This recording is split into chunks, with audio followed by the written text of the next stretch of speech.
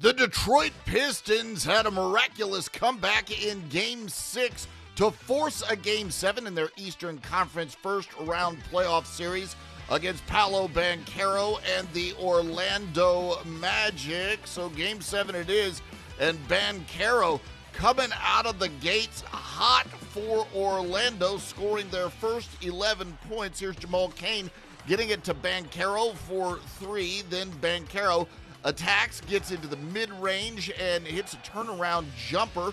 Later, Jalen Suggs kicks to Desmond Bane, who swings it to, you guessed it, Banchero for three. And later, Paolo Banchero, just feeling red hot now, hits the pull-up three. But Orlando, after all that, up by just one. Cade Cunningham backs down Desmond Bane, eventually draws another defender. And there's Dennis Jenkins confidently stroking home a three. Still first quarter Magic out and running. Jalen Suggs throws the long alley-oop to Anthony Black, who can just really get up. He stuffs that one home, and Orlando did lead at the end of the first, 22-20.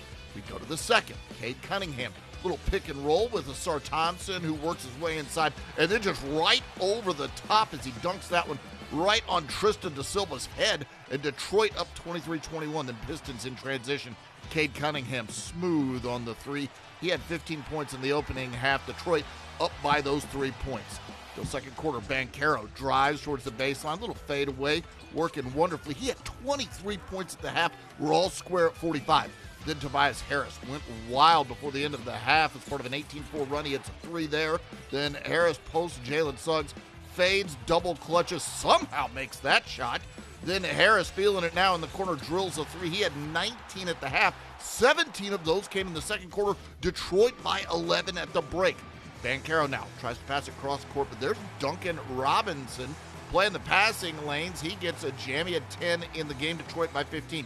Cunningham gets a screen, passes inside, and there's Asar Thompson, who finds Tobias Harris in the corner for three. Detroit up by 18. Banchero getting a screen, drives and banks in the contested floater. He really brought it today. 38 points, 9 rebounds, 6 assists, part of a 7-0 Orlando run to cut the lead down to 15. Detroit would respond, though. Asar Thompson to Cade Cunningham, and Cunningham goes right around a screen, pulls and drills a three. How about 32 points and 12 assists in a Game 7 for Cade Cunningham? 5 seconds left in the third. Dennis Jenkins gets the inbound. He's not just going to run out the clock. Jenkins pulling in a crowded space and hitting a three. He had 16 points off the bench in this thing. And Detroit heads to the fourth, up by 19 in that fourth. Cunningham to Jenkins. Yeah, he's knocking him down, 91-68. Detroit looking good. Then Jenkins gets the handoff and passes to Tobias Harris. He drills a three. And it's 96-71, a 25-point advantage. Orlando pressing with Cade on the bench. They steal it from Jenkins, and Anthony Black manages to throw this one down and cut the lead down to 20 with 7.5 minutes to go. Orlando, one last fight. Paolo Banchero kicks to Desmond Bane in the corner for three. He had 16 points in the game. It's a 19-point advantage.